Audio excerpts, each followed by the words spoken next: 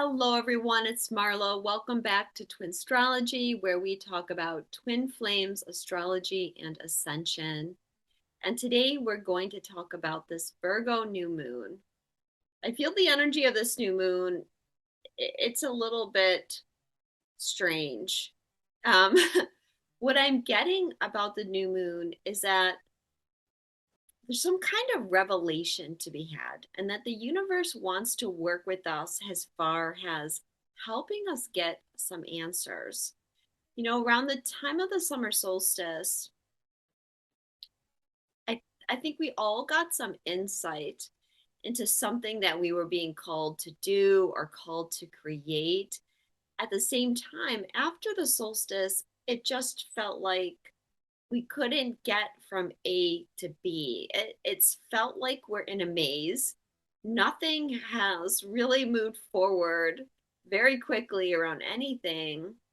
And it's like what seemed to be coming in very effortlessly just kind of like fell apart.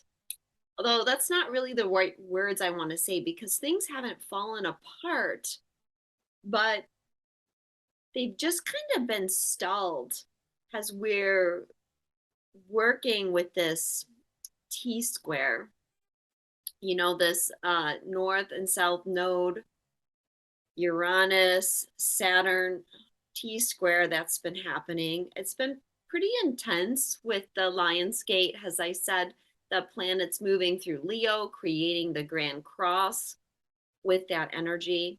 And at this new moon, we have Venus at 19 degrees of Leo. So she is in the cross of this energy.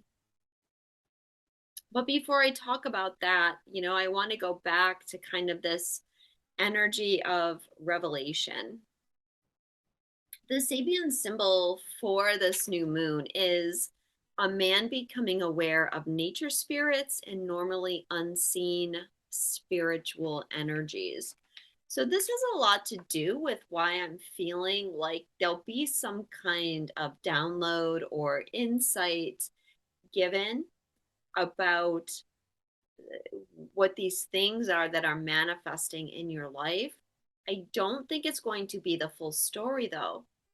What I heard before I started filming was stop thinking that you know what's going to happen. And indeed, we have a lot of things going on this fall. I'm going to be doing another video about some special alignments that are happening for twin flames that are likely to create some shifts. We have a lot of retrogrades, including Mercury retrograde and then Mars retrograde, and then we have the eclipses. So it's like we get a piece of the puzzle, but we're not getting the whole puzzle. And what Spirit is saying is that it's really important to let go of how these things are going to manifest.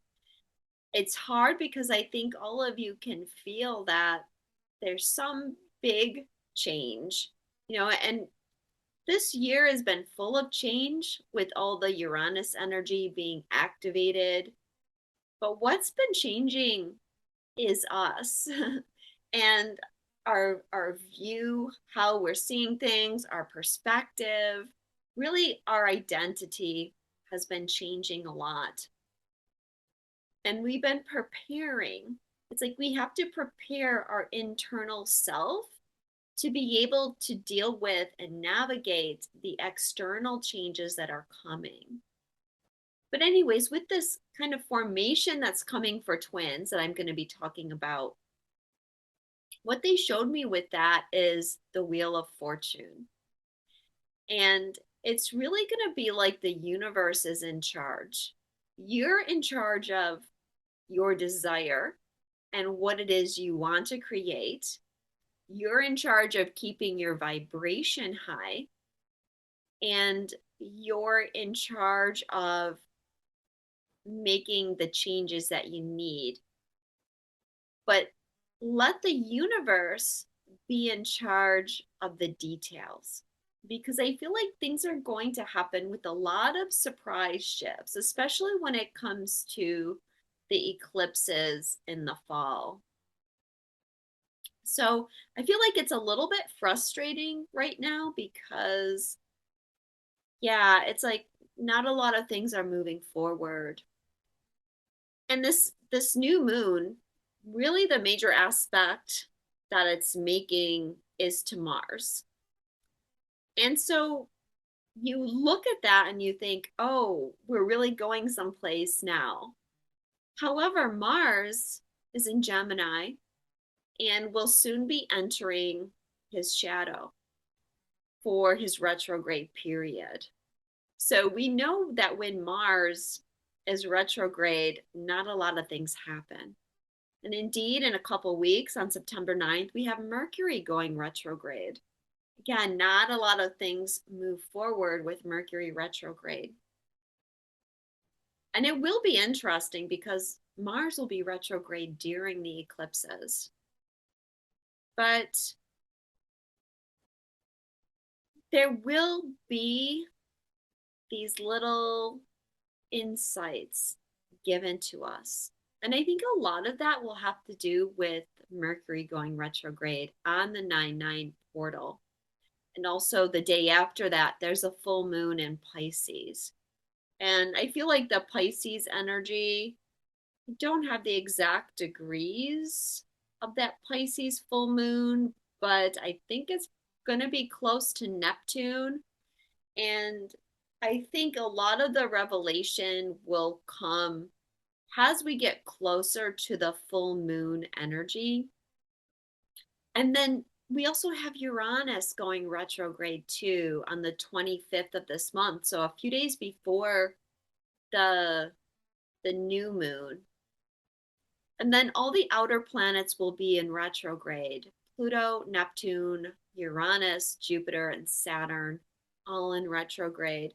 That's not really unusual because the outer planets spend quite a bit of time, about half the year, for the outer planets in retrograde. But I think what's significant is that we're going to have Mercury and then Mars in their retrograde too. So there's really been so much change, and now we got to take a little bit of time to solidify the change inside of ourselves. I do feel like Mercury retrograde, because it's in Libra, it's going to have a lot to do with how you work with other people. And you might even be making some new connections, or, it is Mercury retrograde. So people from the past could be reconnecting with you. But part of this energy of trying to get these manifestations off the ground might be that there's different types of collaboration happening. And for some,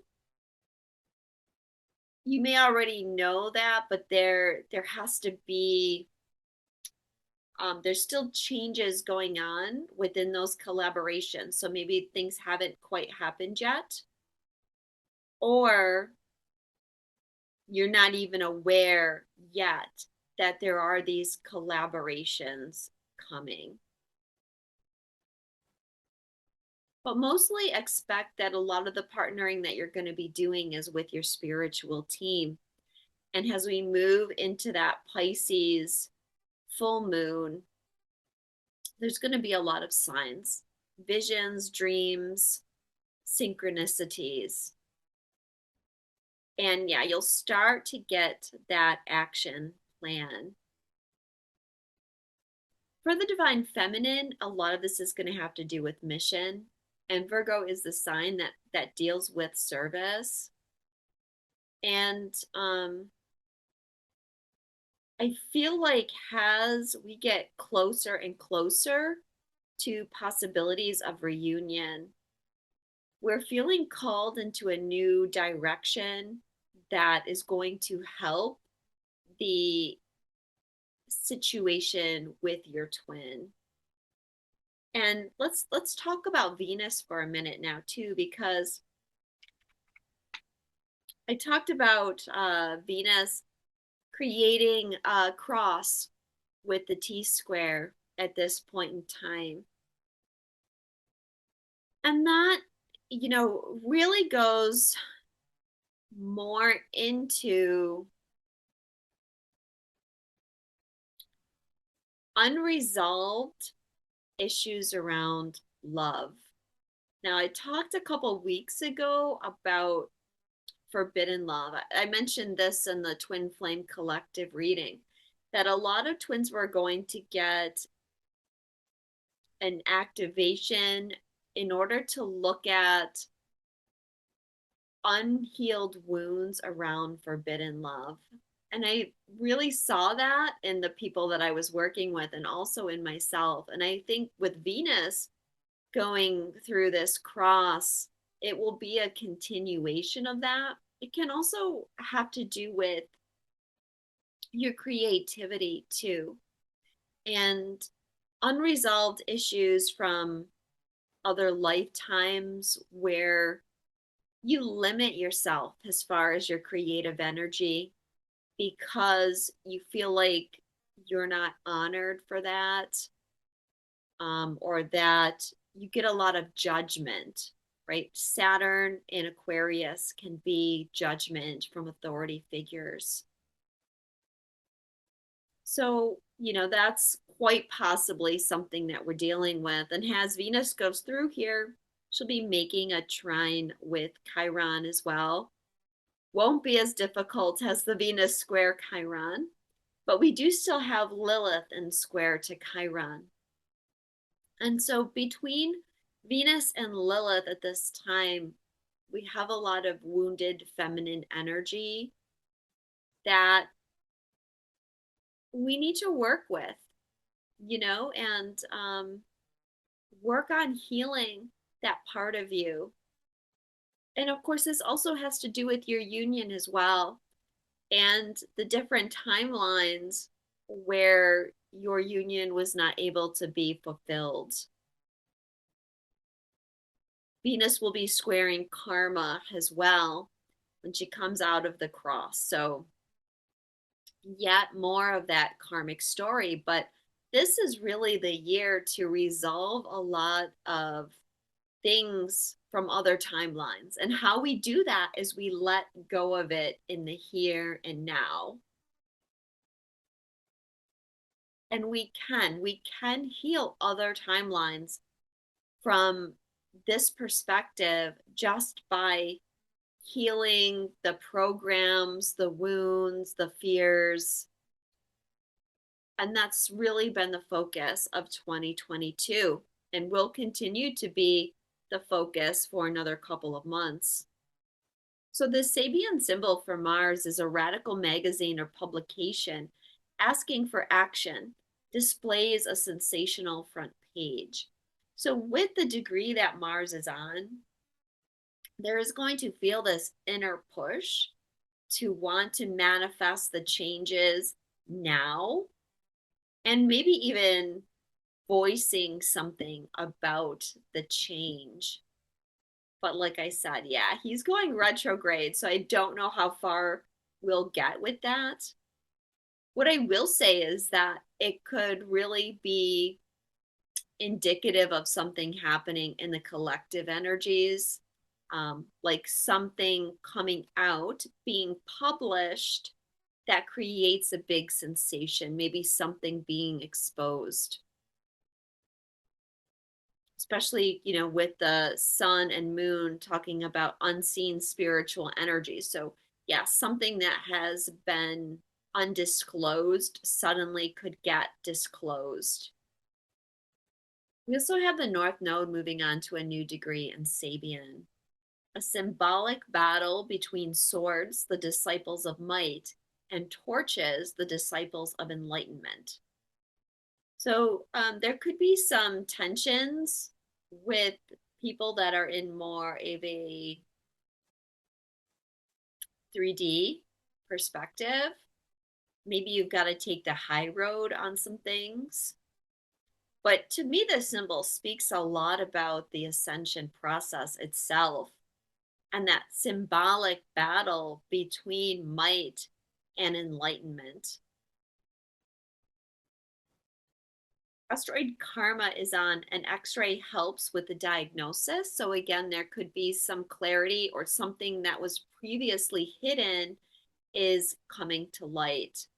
So, I did talk about that as being part of the collective, but of course it could be something happening in our personal life as well, something that we couldn't see. Suddenly we have some kind of revelation about it. Now, I mentioned Uranus, that Uranus was going retrograde, and it's going retrograde on the Sabian. A new continent is rising out of the ocean. We've been talking about this one for a while because Uranus has been on this degree since July 8th. And I think it's important to kind of acknowledge that Uranus is stationing on this degree, because it means that it will be on this degree for an extended period of time. From July 8th to October 12th, he's on the 18th degree. On the Sabian, a new continent is rising out of the ocean. And in a way, that's us, and all the changes and the shifts that are happening. We're creating this whole new life, but it's being created from the ground up. And we have to be patient, and we have to put our trust in spirit at this time. And yeah, Uranus will be retrograde until January 22nd of next year. Also, when we get to October, that is when Saturn and Uranus will be exact in their square once again. As I mentioned, October, we have an eclipse at the end of the month and Mars retrograde at the end of the month. So major shifts happening in October and November, I feel.